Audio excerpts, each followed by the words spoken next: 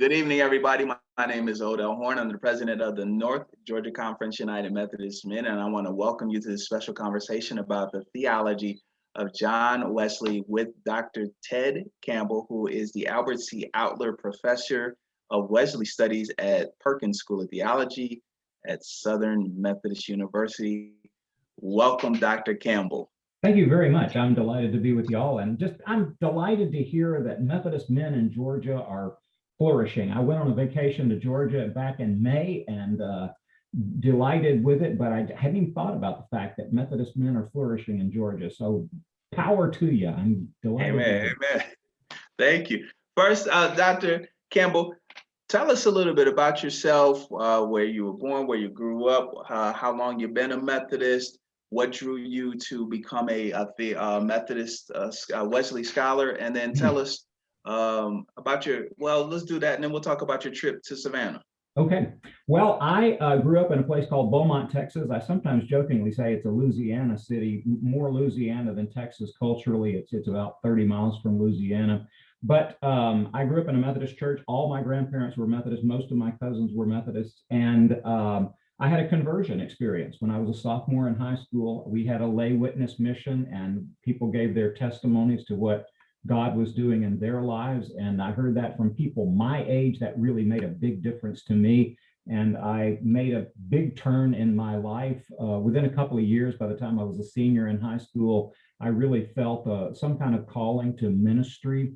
And when I was in college, I made a trip to Dallas to hear Dr. Albert C. Outler, and he was talking about John Wesley and Methodism. And I said, oh man, if I could do anything in the world, that's what I would want to do with my life, is study that. So I went to Oxford, studied theology. I came back to SMU, did a doctorate in Wesleyan Studies with Dr. Outler as a kind of friend of my dissertation committee.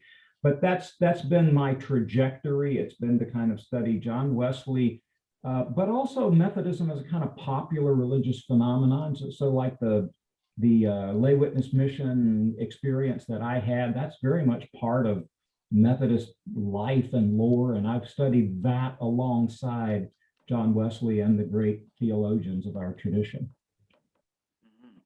Okay, and then where did you go to school to get your degrees? Okay, I went to a little Methodist school called Lon Morris College. Died a few years ago, and I had to preach its funeral, but my wife's parents met there, and we met there, and our daughter went there, so it's a little Methodist breeding ground in East Texas.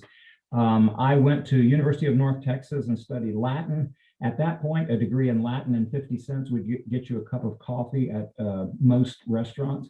I went to Oxford University to study theology, and there I was part of a college that John Wesley was part of, Lincoln College, and had a wonderful experience there. Came back to the United States and went to SMU, where I did a doctorate looking at John Wesley's uses. Look at that, that's not going to focus. John Wesley and Christian antiquity, and focusing on his use of early Christian sources. And that he had a kind of vision for the purity of the early Christian church, kind of passion to revive that pure, holy life of the church in his time. And that's what I found inspiring about that.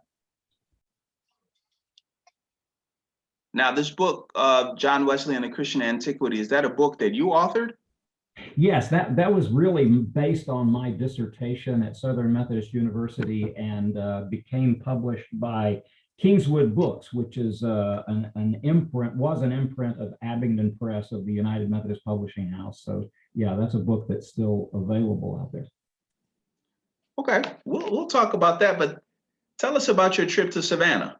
Well, I went to Savannah. Honestly, I had been to Savannah for about 4 or 5 hours one time, and I saw the John Wesley statue and so forth, and I just fell in love with this 18th century city. I had no idea it had so much 18th century history with it. But this year we needed to go on a vacation. We really just wanted to get out of Texas and COVID and so on and so forth. And so late May, we were still wearing masks in a lot of places and stuff, but we went to Savannah and stayed there. We went down to St. Simon's Island. We went out to Cockspur Island, where John Wesley kind of arrived. And I took some video. I'm an amateur videographer, and I took some video of all these places, and even put together a little short video about John Wesley's time in Savannah. But we loved Savannah. We loved Tybee Island. We loved the seafood and just about everything about Savannah. Cool place. Okay. All right. Thank you. Thank you. Savannah, I love that's my most favorite city in Georgia. Don't tell anybody. I can see why. Yeah, it's a good Tell us about. Doesn't have as much traffic as Atlanta. No. Traffic in Atlanta makes you closer to God. Right. Tell us about your book. Let's talk about this book, John Wesley and Christian Antiquity. Let's talk about that. Tell me, this is your doctoral dissertation. Tell me about it. Well, I wanted to study. I picked up this idea from Dr. Outler, who was very excited about sort of comparing John Wesley and other Christian writers and traditions. Outler had been the president of the American Catholic Historical Association, but he knew about John Wesley's reading in ancient Christian sources. John Wesley read Latin, he read Greek, he read a little bit of Syriac. That's the Aramaic language that Jesus spoke was part of the Syriac language. He knew ancient history and culture as men in his day. And I mean that when I say men, it tended to be men who went to universities, knew these languages, and he could read all these ancient Christian documents. He translated some of them. For example, the earliest writing beyond the New Testament is what we call the Apostolic Fathers, and he produced his own translation of the Apostolic Fathers. He was fascinated with worship in early Christian churches. He was fascinated with the purity, the holiness of Christians. He was very fond of third century authors from Africa, both from two different parts of Africa, from Egypt, where it was principally a Greek-speaking culture, and from the area around Carthage, where it was principally a Latin-speaking culture. But this was a time of persecution, the 200s AD, severe persecution, Decian persecution, and Christians in Africa were maintaining a very strong witness at that time. In the 4th century, I found his interest turned more towards what technically you would call Asian Christians, really what we would call Middle Eastern or Near Eastern Christians, but folks on the eastern end of the Mediterranean. So he's reading all kinds of early monastic writers. And you get the impression that from the time the Emperor Constantine came along in the 320s and made it okay to be a Christian, and Christians greatly relieved at that, but then it became easy to be a Christian. And from that point, there were these Christians who went out to the desert to practice monasticism. And you get the impression, I mean, all of the writers from the 4th century that John Wesley was really excited about were monastic writers. They were writing in these monastic communities. They had given themselves up to a life of prayer and service and so forth. And he thinks that's where true Christianity kind of resided after the time of the Emperor Constantine. But he had a great vision. I mean, I call it John Wesley and Christian Antiquity. I don't know if I can make that focus, but religious vision and cultural change. And he's trying to change England in his time by looking to this kind of heroic model of what the church was like when it was in a time of persecution, or when people were making these serious commitments to be very serious Christians for life and so forth. That's part of what I've studied there. So one of the things that I picked up in one of the articles that I read that you authored was that Wesley, it was assumed that Britain, that the United Kingdom or whatever it was called during the time of Wesley's life, England, that it was a Christian nation, but that's not what Wesley encountered. No, that's right. That's right. In fact, you know, one of the native people from Georgia was Tomochichi. He was the chief of the Yamacraw. And John Wesley had long conversations. He would take elaborate notes with talking to these Native American people. And Tomochichi came back to England, not with John Wesley, with someone else, but met the King of England. And John Wesley would sometimes say, I came to see that these native people in Georgia had more morality than a lot of and this is where he says, the supposedly Christian people of England. So he's very critical of his own people. It's kind of like missionaries often become. They become kind of almost converts to the native people that they're ministering to, but they begin to realize that the churches they came from were faulty, were problematic. So I think John Wesley, what he brought back from Georgia was not so much a knowledge about Georgia in that time. He came back with a new vision of England, that it really wasn't as Christian as it had been made out to be, and it was really in need of a revival, a reform, a renewal of some sort. Let's keep going down this path. Let's talk about the revivals, and then we'll skip back to the Apostolic Fathers. But what was Wesley? He saw the revival, and what did he think the answer was to revival in England? Well, it's interesting. The main thing for him was holiness, that Christians need to aspire to be like Christ as much as possible, that we need to love God with about 1 hour per week, maybe 10% of your gross monthly income, and maybe, and I'm kidding, that's not what John Wesley thought. You've got to love God with all your heart, all your mind, all your soul, all your strength. It is that high mark of holiness. And that's what he thought Methodism was to do. It was a methodical way of holding each other accountable for Christian faith. You ever talk to a guy named Kevin Watson? He'll tell you about these small groups that John Wesley was leading. But that was part of it. It was to ask each other, are you studying the scriptures every week? Or ask each other, are you visiting the poor and the sick, those in prison? Are you? I've described these groups to my students, and sometimes they say, wow, you know, that sounds more like Alcoholics Anonymous or something, like a recovery group. That's exactly what I think John Wesley thought. This was a recovery group to recover the kind of quest for holiness that he saw in the early church. Now, that was part of it, but to recruit people, he also became a kind of evangelist. Methodists had a problem in the 1800s, and that was that one group of Methodists, some of my relatives, became part of what we call the holiness movement. And they emphasized holiness so much that some of the other Methodists got embarrassed talking about holiness. Well, too bad if we ever got embarrassed about that. But they began to talk about John Wesley as if he was just a kind of generic evangelist, not an evangelist pushing people, not just to conversion, but to holiness as well.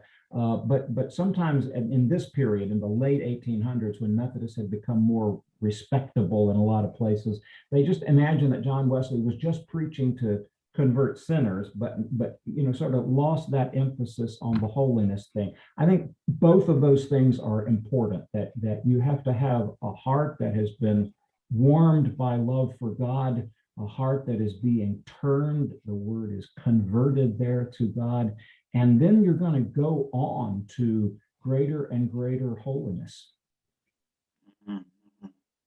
Thank you for that, and we'll talk probably a little bit more. You got me excited about revivals. Okay. And I'm just what I know of Methodism in 18th and 19th centuries, Yeah. or actually that would be 18th and 19th. Yeah, 1700s and 1800s. Yeah. Thank you, appreciate it. That during the revivals in the United States, Methodists were key players. Oh, yes. Especially camp meetings. I mean, it's interesting. Camp meetings started, and there were camp meetings in Georgia, for example, Poplar Springs, Georgia, very famous Methodist campground there. But camp meetings started on the East Coast with Presbyterians, actually, and they were Holy Communion gatherings. They met to celebrate the Lord's Supper on Sunday, but they'd meet on Friday. And the way they tended to do it was you'd preach about sin and the need for God on Friday, and Saturday you'd preach about the need for conversion and turning to God, and Sunday you'd preach about holiness, and finally you would end by celebrating the Lord's Supper together. And you know, the Baptists weren't very excited about having communion with the Methodists and the Presbyterians, but Presbyterians often would allow Methodists to have communion and vice versa. So I think we even developed our idea of open communion out there in those frontier camp meetings. Now, later in the 1800s, you know, that's kind of the late 1700s, early 1800s. Later in the 1800s, when the United States starts becoming more urban, Chicago and New York and so forth, these evangelists tended to travel from place to place, and they hired big auditoriums where they could speak. And it was a different kind of thing. One of the most famous and beautiful is a place called the Ryman Auditorium in Nashville, Tennessee. It's the old home of the Grand Ole Opry, but it was originally this kind of revival house. And Methodists knew how to do this. They knew how to hold these meetings and call people to commitment and sing the songs that Charles Wesley had written, or by the 1800s, they were singing spirituals and then gospel songs in the later 1800s, these kind of contemporary new songs that talked about devotion to Christ. But yeah, that was very much part of the Methodist ethos in that time. Okay, thank you. Thank you for that information. Let's go back to John Wesley and his theology. Yeah. You use the term Apostolic Fathers. Define Apostolic Fathers. The Apostolic Fathers were a group of Christian writers in the early 100s AD. So if you think about the New Testament as being written between the 50s and the 90s AD, the first century, this is the next group after that. And it's a group of writers. The largest group of writings in that collection is by Irenaeus of Lyon. Not Irenaeus of Lyon, Ignatius of Antioch. St. Ignatius of Antioch wrote a series of letters. He was a Christian from Asia Minor. That's what we would call Turkey today. He had been captured by the Romans. He was being taken in chains to Rome. He was a Roman citizen, so he could appeal for a trial in Rome. He said he was being carried by 10 leopards. This is what he says in his letters, and that means these Roman soldiers. But he knows that he is going to be judged. He is going to be found guilty of being a Christian, and it's not going to look good. And he would say, I am waiting to be eaten by beasts, by wild beasts. And he thought that's what was going to come to him. But along the way, he's concerned about the churches, and he's writing letters to the bishops, to the leaders of the churches in that time, to encourage them to be faithful, not to be tempted by heretical teachings and so forth. But there's other writings in that collection. There's a letter from the Bishop of Rome, Clement, to the Bishop of Corinth in the 90s AD, or maybe the early 100s. And it's an interesting letter because he says, the thing I'm concerned about, you Corinthians, is that you're divided into these different factions. Well, if you know 1 Corinthians and 2 Corinthians in the New Testament, it's exactly what Paul said about them. It's kind of interesting that the church sort of didn't get over its divisions as a result of Paul's appeals to them, but he appeals to these divided churches and other literature like that. Most of it is just spiritual literature, encouraging Christians to be faithful, not to lose their faith in the wake of persecution and so forth. But very early, before Christians are developing anything like philosophy and so forth, they're just quoting the scriptures that they knew, and not all of them had even a full New Testament. They quoted what they knew by heart, and they sometimes quote liturgy from the church, the prayers that the church consistently said. But that's that early group of writers. John Wesley thought because they were closest to the New Testament, they were good interpreters of the New Testament because they understood the time and the culture. They came right out of that same culture as the New Testament. And most of them were Asian, actually. A few of them were European, but even at that point, European Christians tended to speak Greek, which was more the language of the Eastern Mediterranean.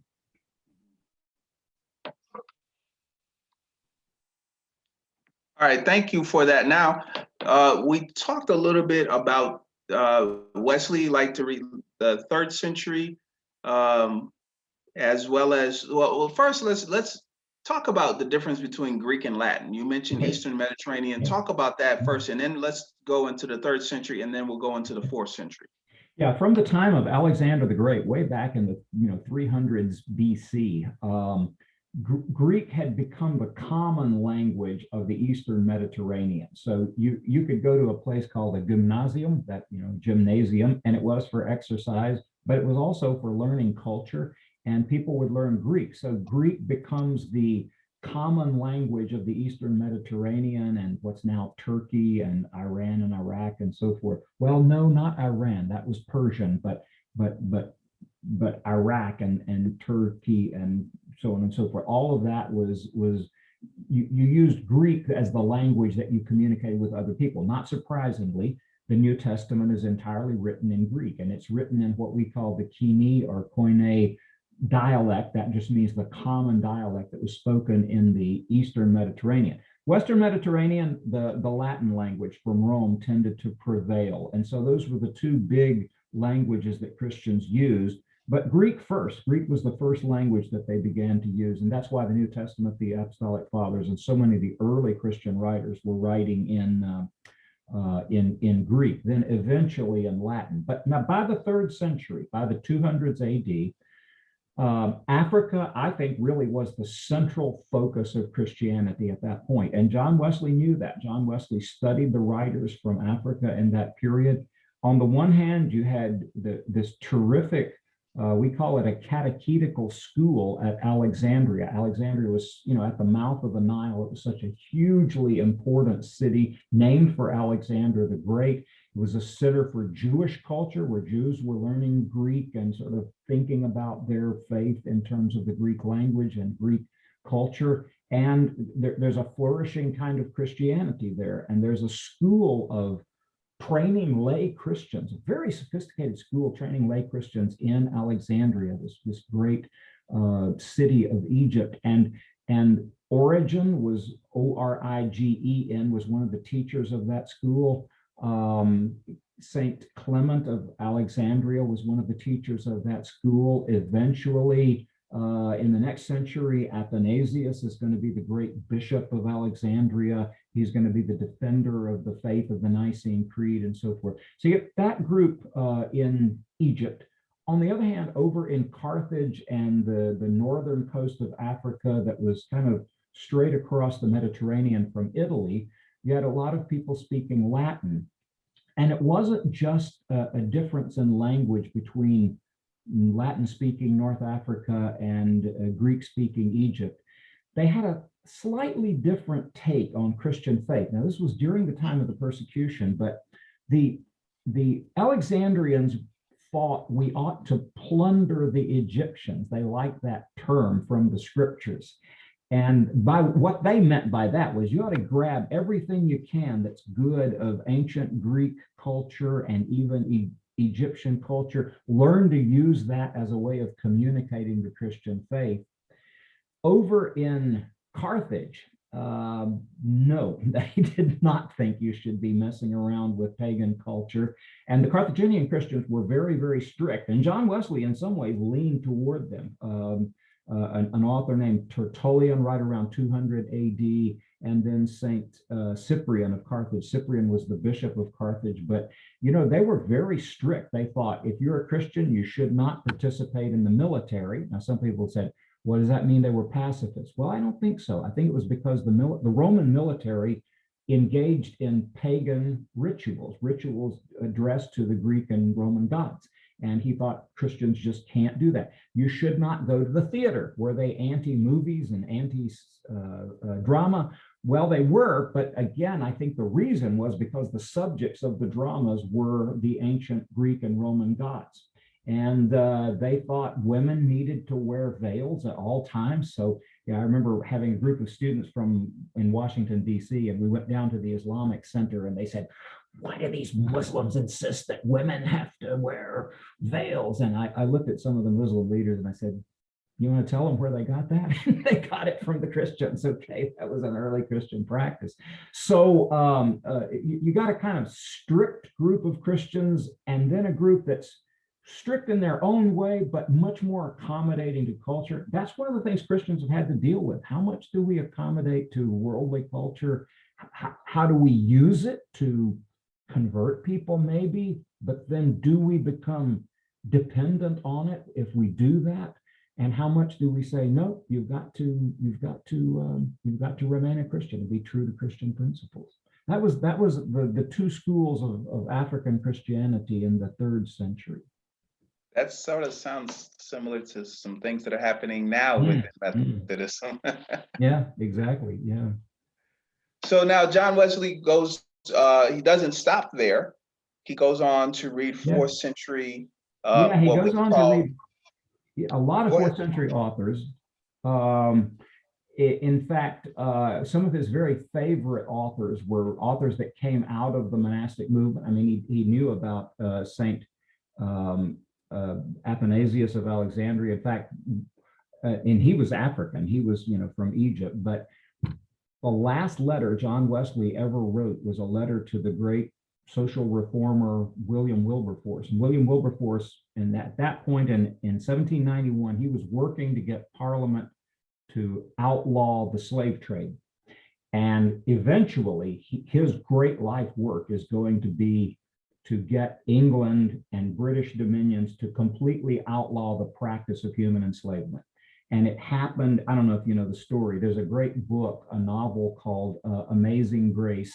It's the story of John Newton, basically, but Wesley also appears in it. But an hour or two before Wilberforce died, he got this wonderful message that Parliament had finally abolished human enslavement in all of the British colonies, and that was his great work. But when John Wesley, sort of get back to this letter, the last letter he ever wrote, 6 days before he died, he writes it to Wilberforce, and he says, if God, if you don't have God on your side in this, then the devil is going to drag you down. But if God is for you, who can stop you? And he says, you are going to be Athanasius contra mundum. You're going to be like Saint Athanasius against the whole world, taking Athanasius as the image of a true, faithful Christian leader holding up the Christian faith.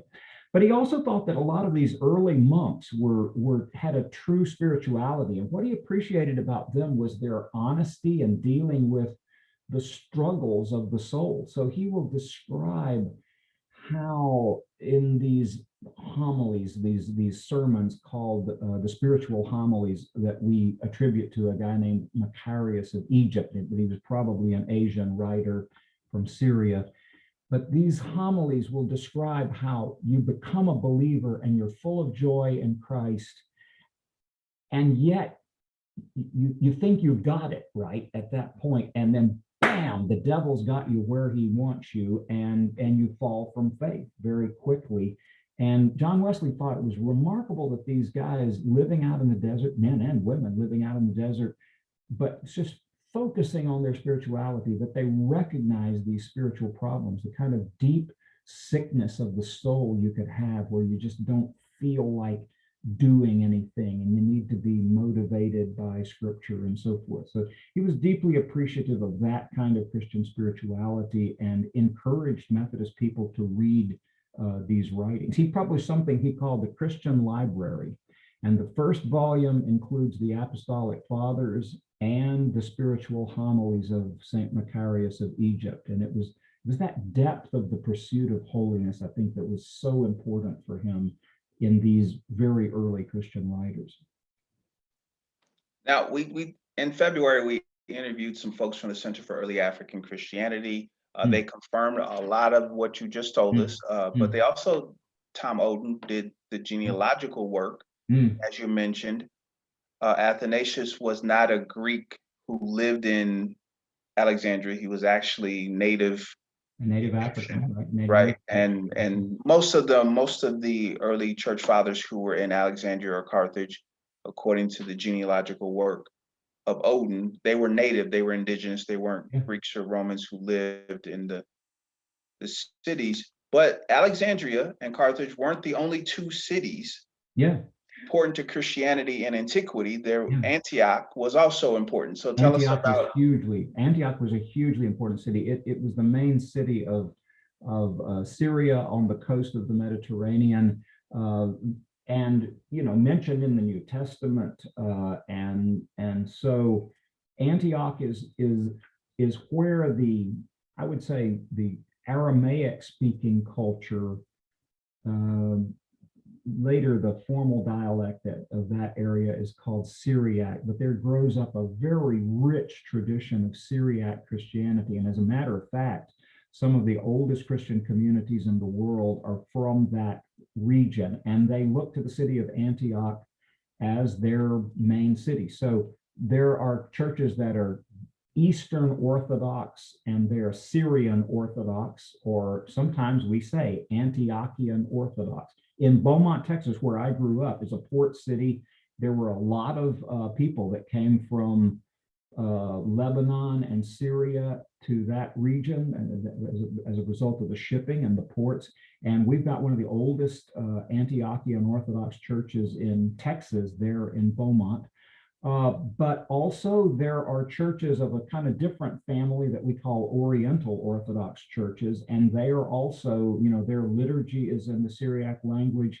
So they look back to that time when Antioch was such a critically important place. I'll tell you an experience I had. I never would have imagined this, but on 9/11, 2001, when the World Trade Center was attacked and the Pentagon was attacked and the plane in Pennsylvania went down, you remember what a upsetting time that was. Well, I was president at Garrett Evangelical Theological Seminary in the Chicago area, and one interesting thing that happened was the World Council of Churches sent a group of other Christians just to talk to us, to try to console us after this, give us encouragement. And I was sitting next to this guy in this long black robe, and I said, how are you today? And he talked to me, nice conversation. And then they said, he's the patriarch of Antioch. He was the patriarch of Antioch. Good grief. If you'd studied stuff like this in the early church, you'd go, wow, that's really astonishing. And he was just there to be a kind of pastor to us. He was talking to Lutherans and Presbyterians and Methodists and Baptists and Catholics and others. But that's a very important center for Christian life. And in some ways it remains so, though it's since the time of the Muslim, the rising of Islam in the 600s AD, that area has not been as central to Christian faith as it was before. So prior to this, were there theologians from Antioch that John Wesley, in that area that he was reading? Good question. Getting his theology from? That's interesting. I don't recall one that John Wesley was reading. Now, I have my students read St. John of Damascus. Now, Damascus is not Antioch, but it's in that same region. And John of Damascus was writing in the 600s, early 700s AD, right after the time of the Muslim invasion. And it's an interesting thing. He regarded Islam as a Christian heresy. It's an interesting thing. He regarded it as kind of Christian, not quite fully Christian, but a kind of variation on Christianity. But I can't think of any directly from Antioch that John Wesley was reading. Well, excuse me, of course, Ignatius of Antioch. I mentioned him earlier, but that very first set of letters in the Apostolic Fathers, the very first stuff after the New Testament, that's a bishop from Antioch. Yeah. Now, you wrote an article on John Wesley and Asian Christianity. The roots of Methodism is Asian Christianity. Talk to me about that. Well, one of the things that we sometimes say about John Wesley is that he didn't follow all the stereotypes of Western Christians. If you think about Western Christians as derived from Latin-speaking, Latin language, Catholicism that becomes Reformation, and Eastern Christians coming, sort of Greek Orthodox, eventually Russian Orthodox, but Syrian or Antiochian Orthodox and so forth, there were some differences between schools of thought there. One of them was that Western Christians, deeply influenced by Augustine of Hippo. Now, Augustine was an African from that school of North Africa, a Latin writer, but Augustine developed the idea that the word predestination in the New Testament, it's a pretty perfectly biblical word, but he thought what that meant was that God had determined from all time, from the beginning of time, who was going to be saved and who was not. And you were not to question God's judgment about this, but you were to accept. The clay does not say to the potter, "Why have you made me like I am?" Right? And yet that was never part of Eastern Christianity. Eastern Christians have always thought whosoever believeth, right? God so loved the world that he gave his only begotten son, so that whoever believes in him should not perish but have eternal life. And they thought that really meant all. All means all, and that meant that anyone could turn to God and be saved. John Wesley leans in that direction very much, as contrasted with some Western writers. Now it's complicated because you have to say a lot of Western theologians came around to views like that. For example, the Jesuits took a view much more like Eastern Christianity. And it's interesting because they were extending missions throughout the world. So it sort of goes along with a kind of mission-oriented outlook. And some other groups of, for example, Calvin's followers. Calvin was very strong on this idea of predestination, but there were people who dissented from that. And they called them Arminians, not Armenians with an E, but Arminians with two I's. And John Wesley's main magazine that he published for Methodist people was called the Arminian Magazine. And it was because he favored that idea that Christ died for all people and that God gives a kind of preparatory grace to all people that gives us the chance to truly believe in Christ. So, what you mentioned some of this about what Wesley learned from the 3rd and 4th century theologians, and just give us a quick overview. You just talked about you talked briefly about holiness and grace. Expound on both of those, the things that he learned from the 3rd and 4th century theologians.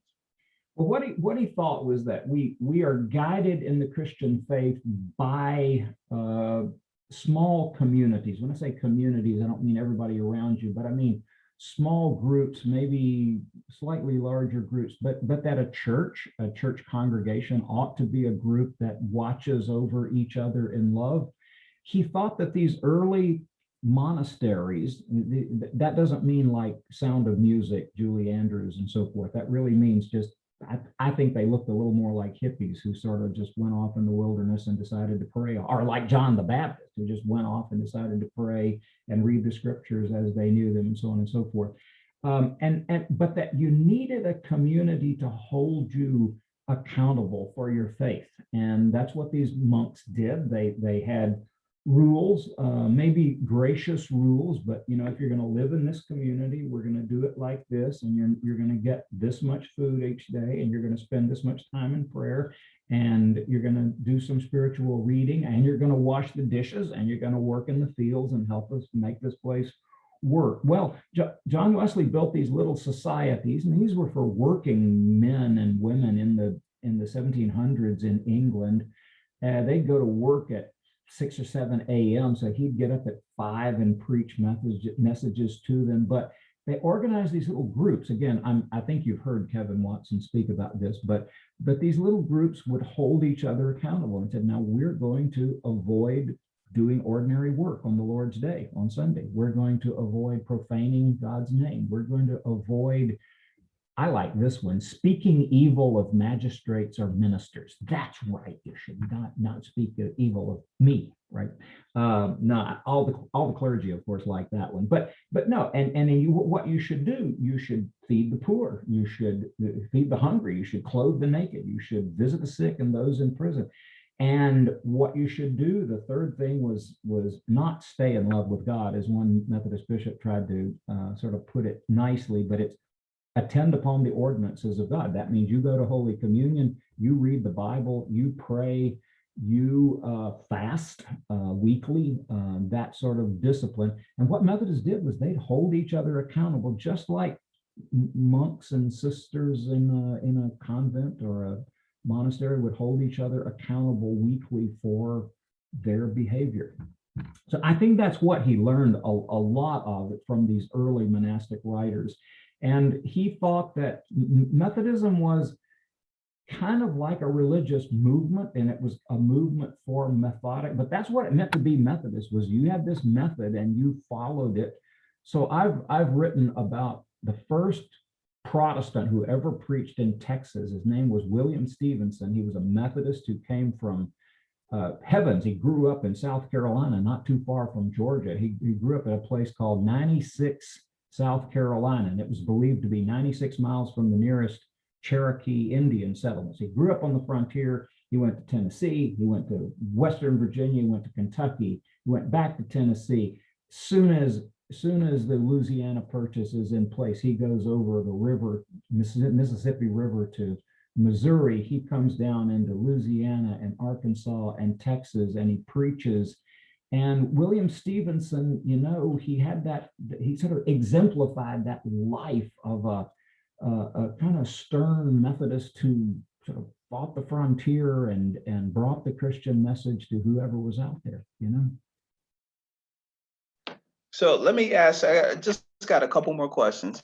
I get the impression that Wesley's theology from the outset embraced early Christianity more so than maybe Luther or Calvin. And that, I'm making an overgeneralization because Augustine was pretty influential to the Protestant Reformation. Yeah, that's true. But Wesley seemed to go beyond just Augustine, and his theology was more multicultural. It really was. And part of that, I think, was due to the fact that he was an Anglican. He was a member he was a priest of the Church of England, but the Church of England had valued this study of early Christian writers. And that's where John Wesley gets that. At Oxford and at Cambridge, he was an Oxford guy. You got that formation in these early Christian writers. So they had to study the doctrines of their church, the articles of religion of the Church of England. They had the liturgy of the Church of England, the beautiful Book of Common Prayer, that itself reflected some of the piety of early Christianity. But Anglicans really believed that they had kind of restored the church to the way it was just around the time of Constantine. And it was kind of a beautiful vision. That was part of this vision that John Wesley sort of held up and his model for reform. So yeah, I think he got that, but he didn't. He read some Luther. It's an interesting thing. He when he had his heartwarming experience at Aldersgate Street on May 24, 1738, somebody was reading from Luther's preface to Romans, and they were reading from a wonderful passage about Romans 8 that says, we come to the point where by faith we no longer see ourselves as the servants or slaves of God. We come to see ourselves as children of God, right? It's this wonderful experience. And he just loved that. But the more he read of Luther, the less he liked him. So he was kind of funny. And what he didn't like about Luther was very confident that once you had faith, no problem. You're gonna do the right thing. And John Wesley says, no. Once you have faith, you've still got to avoid evil and do good and attend upon the ordinances of God and so forth. I think he actually liked Calvin better than Luther, and he had studied some of Calvin. He disagreed very strongly on that matter of predestination, and he disagreed on whether you can come to love God completely in this life. And that was a very serious disagreement, but actually in a lot of other areas like theology about the sacraments, I think he was more like Calvin than Luther. So he knew the culture of the Reformation. But people in England I think at that time, just didn't read a lot of Luther or Calvin. They read these early Christian writers much more than they did that. And that reflects the culture of his church. Now, you're a professor of Wesley Studies. Yeah. You, I'm assuming, make your students read these third and fourth, the theologians that Wesley was reading. Well, I make them when I teach church history. They read some of that. So, for example, up to this point, the first thing that my students read is the letters of Ignatius of Antioch. Back to Antioch there, but this very, very prominent early 100s AD bishop writing about the state of the church and about martyrdom and the fact that he's going to be facing martyrdom. So that's one of the sources. I've had them read other things along the way. When we get to Methodist history, though, I also teach United Methodist history. We pretty much start with John Wesley, and I look back to, I sort of tabulate the sources, and then we start reading Wesley's sermons and so forth from that point. Now, You stated that Wesley was a lower critic, not a high. He didn't Yeah. subscribe to higher criticism. Yeah. Explain that. Explain the difference. Yeah. Okay. In biblical studies, and this is a part of how we study the scriptures. In his time, there was something that we call the lower criticism. Now, it means when you look at a biblical text, how do you determine which text is more reliable? Because there are lots and lots of varying texts of the books of the Bible, including the books of the New Testament. So he was a big fan of a German scholar named Johann Albert Bengel, Bengel. Bengel was known as one of the leaders of this kind of textual criticism. So Bengel made up rules. He says, if you have a reading of a text that's where one reading is kind of weird and one reading looks like it's much cleaner and straightforward, Bengel argues the weirder text is probably the older one, because what he argues is that a scribe is more likely going to clean something up than make it weird. Now, the scribe could have heard something wrong, of course, but it's those kinds of rules. And John Wesley was very, very familiar with that. Later in the 1800s, or well beyond the lifetime of John Wesley, scholars began trying to interpret the Bible but by sort of taking it apart and saying, well, in Genesis, you've got one voice that speaks of God using the word Elohim, and one voice that uses this YHWH name that we don't pronounce as the unique name for God, and one that has the character of the book of Deuteronomy and its rules and regulations, and one that seems to be a priestly source. So all of us in theological school these days, we sort of learn to identify JEDP. J is the one that uses the Y word, and E is the Elohist, and P is the priestly source, and D is the Deuteronomist. And I think that's very helpful. I mean, it sort of tells you how the text may have come together. Similarly with the New Testament, I think it's really true that Mark's gospel was the first. It's the simplest, most straightforward. Matthew and Luke both seem to have the same structure as the structure of events, the chronology that Mark had, but they also have a lot of sayings of Jesus in common between them. So we identify that as a saying source, sometimes identified as Q. All of that's beyond the time of John Wesley. Some people found that very threatening to their faith. If they had believed that God sort of literally dictated each of the books of the Bible, sort of say this, starting in this word, and so on and so forth. But he didn't do what kind of modern biblical criticism does. He's not worried about identifying these different strands of tradition, nor with kind of calling into question the text, though it's an interesting thing. On the first verse of the first chapter of the first book of the New Testament, on Matthew 1:1, where he's talking about the genealogies of Jesus, he says, if there are any discrepancies between the genealogies given by Matthew and Luke, and they're not quite the same, they don't kind of add up quite the same.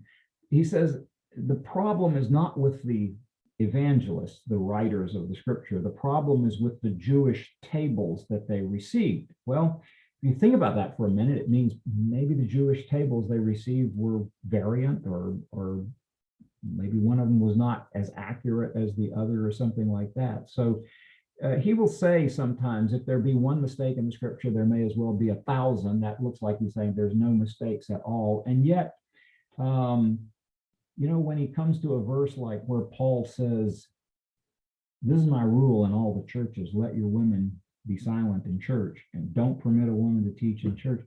And yet John Wesley sees women speaking, and he thinks they're speaking the word of God, and he's convinced. So it's a kind of weird Methodist thing, but women in ministry have had a much better shot in Wesleyan and Methodist churches than they've had in Baptist and Presbyterian churches, because Wesley himself was open. He empowered women to be exhorters, to be preachers, and so forth.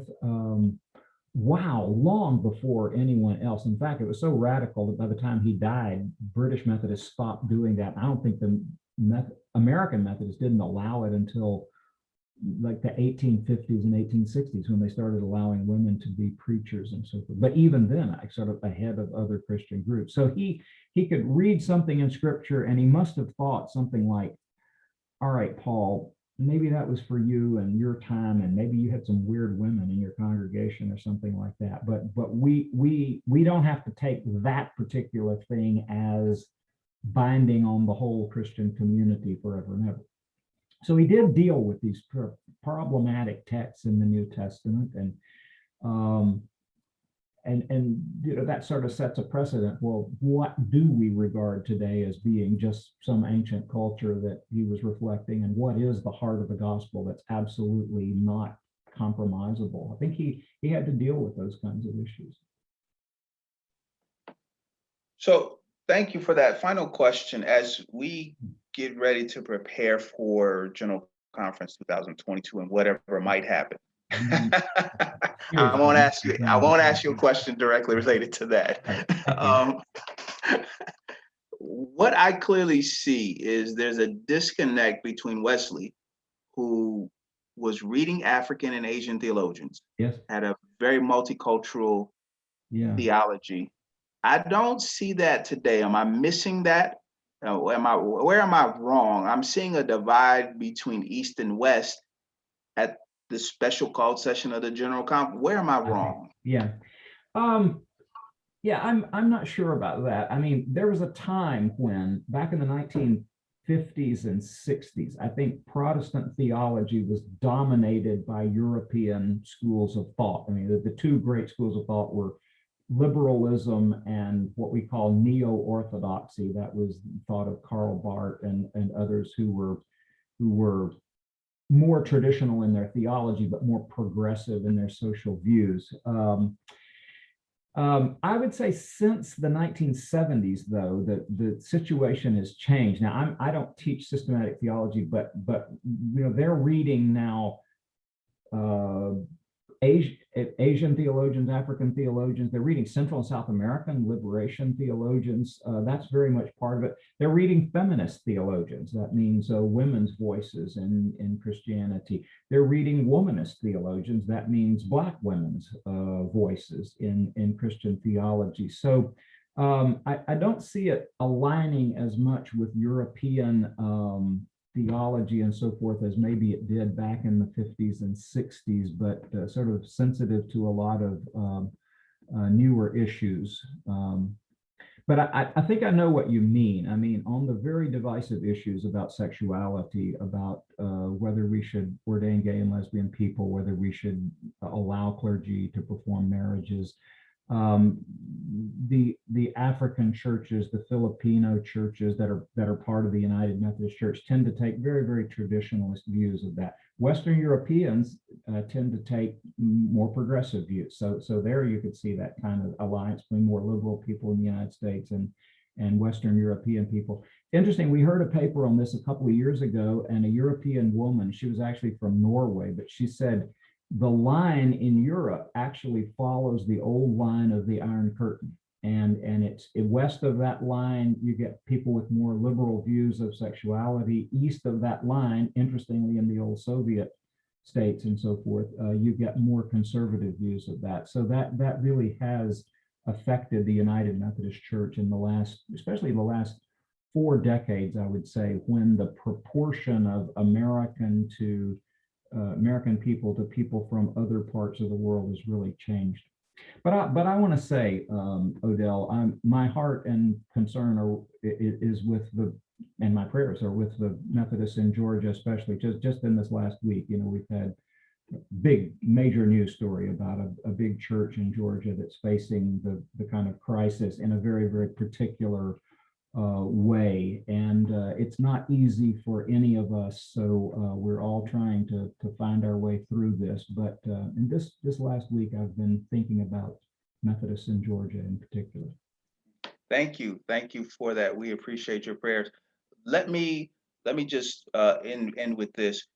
What who should we be reading? In terms of what I'm trying to say is I feel as though we're reading liberation theologians. Yes. we're reading historical, critical theologians, but I don't think we're reading the theologians John Wesley was reading. Right. No, not so much. I think, first of all, read John Wesley. I mean, John Wesley is a great source and inspirational. He rewrote great sermons. He wrote a very interesting journal that's very well written. It was, he wrote a diary that was what he wrote down, the boring stuff every day. I woke up at 5 and I prayed and then I had breakfast and so forth. But then he took that diary and he wrote it into the journal, which is where mobs attack him and he's got to fight and miracles happen and stuff like that. And that's much more interesting stuff. He's a really good writer. So I encourage you to read John Wesley. And there's a lot of John Wesley out there on the internet. For example, nnu.edu, Northern Nazarene University, has got a lot of John Wesley texts available out there. Duke University has got a lot of John and Charles Wesley texts out there. But I would say, yeah, like John Wesley went back to the sources, it really makes sense to go back to the early Christian sources. Of course, the scriptures, that's the foundation. But Apostolic Fathers are so inspiring as they try to deal with Christianity in a time of crisis and persecution. These early Christian writers in Carthage and Alexandria trying to figure out, well, how do we use culture but not get too friendly with it? I mean, that's the struggle all of us go through today. And these monastic authors in the Eastern Mediterranean in the 300s AD, they're sort of discerning things about Christian spirituality that I think all of us face. And I think that's really important for the going back to the roots of our faith, to study that and doctrine like the creeds of the churches, and I would say the historic liturgies of the churches that have sort of shaped our life as we repeat words over and over through our lives. Thank you, Dr. Campbell. I'm going to put some links in the comments to Dr. Campbell's work. He has written, we didn't even get to talk about how Wesley argued with one of the, I don't know who it was in particular, but you briefly mentioned how miracles, there was this theology that miracles had ceased, dispensationalism, and Wesley he vigorously disagreed with that. That's right. He wrote against Conyers Middleton, who believed that the miracles were only for the first age of Christianity, and John Wesley, couldn't accept that God would just sort of go away or stop or something like that. Mm-hmm. Mm-hmm. This is good. Thank you. We have been talking to Dr. Ted Campbell. He's the Albert C. Outler Professor of Wesley Studies at Perkins School of Theology at Southern Methodist University. I want to thank you for your time and enlightening us on the theology of John Wesley. Thank you, Odell, and blessings to the Methodist men. All right. Thank you.